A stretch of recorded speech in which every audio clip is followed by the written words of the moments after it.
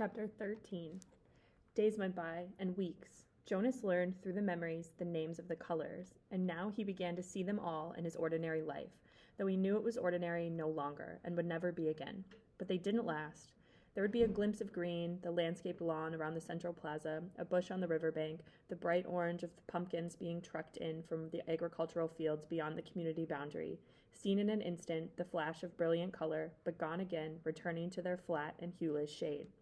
The giver told him that it would be a very long time before he had the colors to keep. "But I want them," Jonas said angrily. "It isn't fair that nothing has color." "Not fair?" The giver looked at Jonas curiously. "Explain what you mean." "Well," Jonas had to stop and think it through. "If everything's the same, then there aren't any choices. I want to wake up in the morning and decide things, a blue tunic or a red one." He looked down at himself, at the colorless fabric of his clothing. "But it's all the same, always."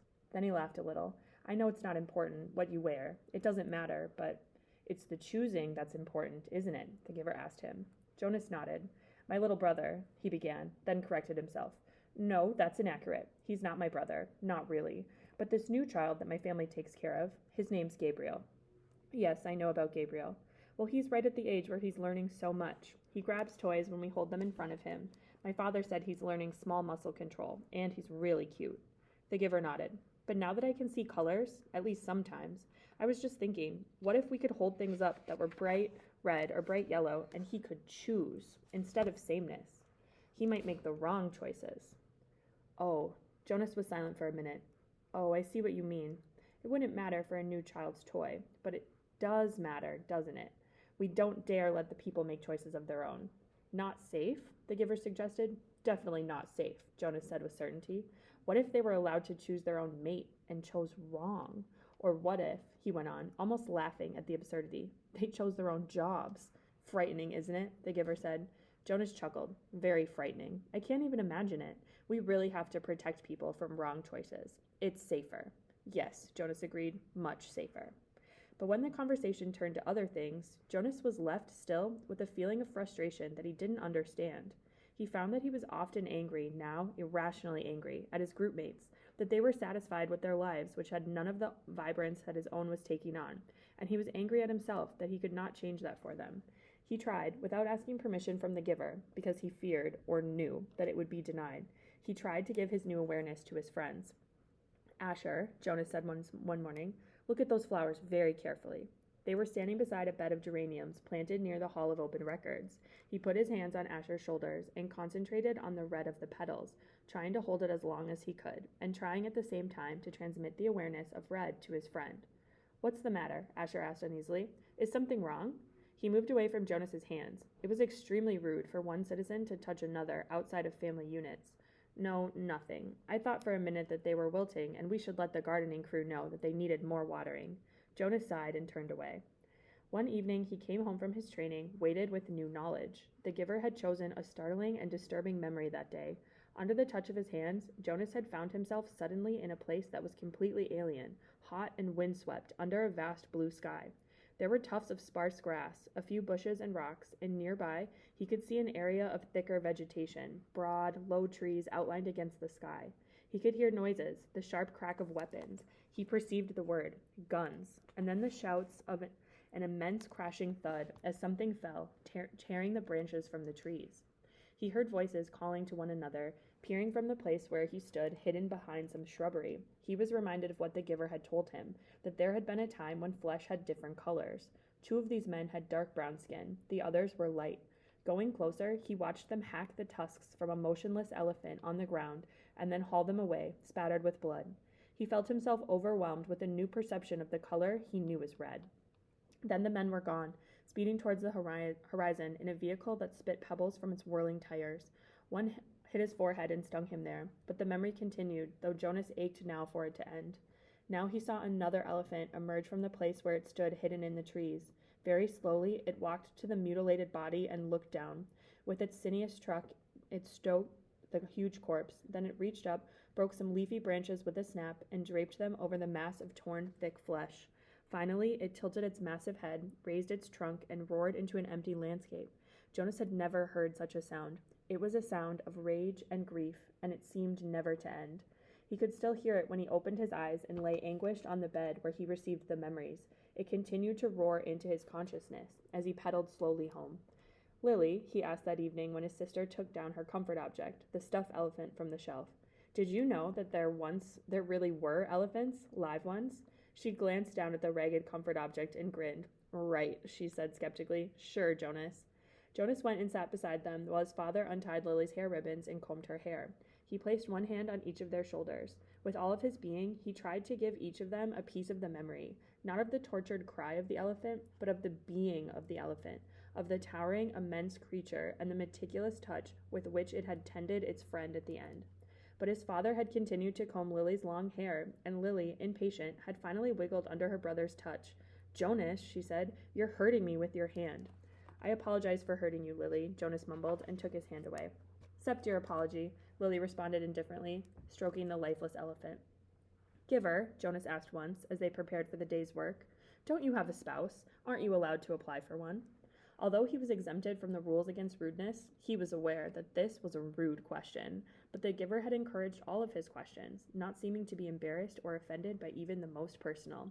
The giver chuckled. No, there's no rule against it, and I did have a spouse. You're forgetting how old I am, Jonas. My former spouse now lives with the childless adults.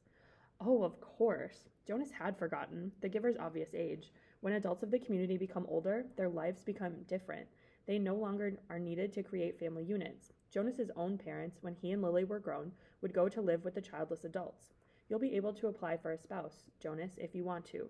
I'll warn you, though, that it will be difficult. Your living arrangements will have to be different from those of most family units because the books are forbidden to citizens. You and I are the only ones with access to the books. Jonas glanced around at the astonishing array of volumes. From time to time now he could see their colors. With their hours together, his and the giver's, consumed by conversation and by the transmission of memories, Jonas had not yet opened any of the books. But he read the titles here and there, and he knew that they contained all of the knowledge of centuries, and that one day they would belong to him. So if I have a spouse, and maybe children, I will have to hide the books from them? The giver nodded. I wasn't permitted to share the books with my spouse. That's correct. And there are other difficulties too. You'll remember that the rule that says the new receiver can't talk about his training? Jonas nodded. Of course he remembered. It had turned out by far to be the most frustrating of the rules that he was required to obey. When you become the official receiver, when you're finished here, you'll be given a whole new set of rules. Those are the rules that I obey, and it won't surprise you that I am forbidden to talk about my work to anyone except the new receiver. That's you, of course. So there will be a whole part of your life which you won't be able to share with a family. It's hard, Jonas. It was hard for me. You do understand that this is my life. The memories? Jonas nodded again, but he was puzzled. Didn't life consist of the things you did each day? There wasn't anything else, really. I've seen you taking walks, he said. The giver sighed. I eat at mealtime, and when I'm called by the committee of elders, I appear before them, to give them counsel and advice. Do you advise them often? Jonas was a little frightened at the thought of that one day he would be the one to advise the ruling body. But the giver said no, rarely, only when they are faced with something that they have not experienced before. Then they call upon me to use the memories and advise them, but it very seldom happens. Sometimes I wish they'd ask for my wisdom more often. There are so many things I could tell them, things that I wish they would change, but they don't want change. Life here is so orderly, so predictable, so painless. It's what they've chosen. I don't know why they even need a receiver then, if they never call upon him, Jonas commented. They need me, and you, the giver said, but didn't explain. They were reminded of that 10 years ago. What happened 10 years ago? Jonas asked. Oh, I know. You tried to train a successor and it failed. Why? Why did that remind them? The giver smiled grimly. When the new receiver failed, the memories that she had received were released. They didn't come back to me. They went. He paused and seemed to be struggling with the concept. I don't know exactly. They went to the place where memories once existed before receivers were created. Someplace out there. He gestured vaguely with his arm. And then the people had access to them. Apparently, that's the way it was once. Everyone had access to memories. It was chaos, he said. They really suffered for a while. Finally, it subsided as the memories were assimilated, but it certainly made them aware of how they need a receiver to contain all of that pain and knowledge. But if you have to suffer like that all the time, Jonas pointed out. The giver nodded. And you will. It's my life, and it will be yours.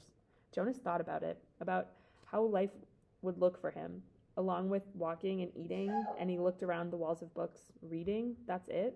The giver shook his head. Those are simply things that I do. My life is here. In this room? The giver shook his head. He put his hands to his own face, to his chest. No, here, in my being, where the memories are. My instructors in science and technology have taught us about how the brain works, Jonas told him eagerly. It's full of electrical impulses. It's like a computer. If you stimulate one part of the brain with an electrode, He stopped talking. He could see an odd look on the giver's face. They know nothing, the giver said bitterly. Jonas was shocked. Since the first day in the annex room, they had together disregarded the rules about rudeness, and Jonas felt comfortable with that now. But this was different and far beyond rude. That was a terrible accusation. What if someone had heard? He glanced quickly at the wall speaker, terrified that the committee might be listening, as they could at any time. But as always during their sessions together, the switch had been turned to off. Nothing, Jonas whispered nervously, but my instructors. The giver flicked his hand as if brushing something aside. Oh, your instructors are well trained. They know their scientific facts. Everyone is well trained for their job. It's just that without the memories, it's all meaningless. They gave that burden to me, and the previous receiver, and the one before them, and back and back and back, Jonas said, knowing the phrase that always came. The giver smiled, though his smile was oddly harsh. That's right, and next it will be you. A great honor. Yes, sir, they told me that at the ceremony, the very highest honor. Some afternoons the giver sent him away without training. Jonas knew on the days when he arrived to find the giver hunched over, rocking his body slightly back and forth, his face pale, that he would be sent away. Go, the giver would tell him tensely. I'm in pain today. Come back tomorrow. On those days, worried and disappointed, Jonas would walk alone beside the river. The paths were empty of people except for the few delivery crews and landscape workers here and there. Small children were all at the child care center after school, and the older ones busy with volunteer hours or training. By himself, he tested his own developing memory. He watched the landscape for glimpses of the green that he knew was embedded in the shrubbery. When it came flicking into his consciousness, he focused upon it, keeping it there, darkening it, holding it with his vision as long as possible, until his head hurt, and he let it fade away. He stared at the flat, colorless sky, bringing blue from it, and he remembered sunshine, until finally, for an instant, he could feel warmth. He stood at the foot of the bridge that spanned the river, the bridge that citizens were allowed to cross only on official business. Jonas had crossed it on school trips, visiting the outlying communities, and he knew that the land beyond the bridge was much the same, flat and well-ordered, with fields for agriculture. The other communities he had seen on visits were essentially the same as his own. The only difference were the slightly altered styles of dwellings, slightly different schedules in the schools. He wondered what lay in the far distance where he had never gone. The land didn't end beyond those nearby communities. Were there hills elsewhere?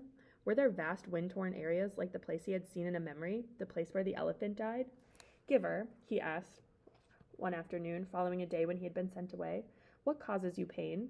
When the giver was silent, Jonas continued, the chief elder told me at the beginning that the receiving of memory causes terrible pain, and you've described for me that the failure of the last receiver released painful memories to the community. But I haven't suffered, Giver. Not really. Jonas smiled. Oh, I remember that sunburn you gave me on that very first day. But that wasn't so terrible. What is it that makes you suffer so much? If you gave some of it to me, maybe your pain would be less. The giver nodded. Lie down, he said. It's time, I suppose. I can't shield you forever. You'll have to take it all on eventually. Let me think, he went on. When Jonas was on the bed, waiting, a little fearful. All right, the giver said after a moment. I've decided. We'll start with something familiar. Let's go once again to a hill and a sled. He placed his hands on Jonas's back.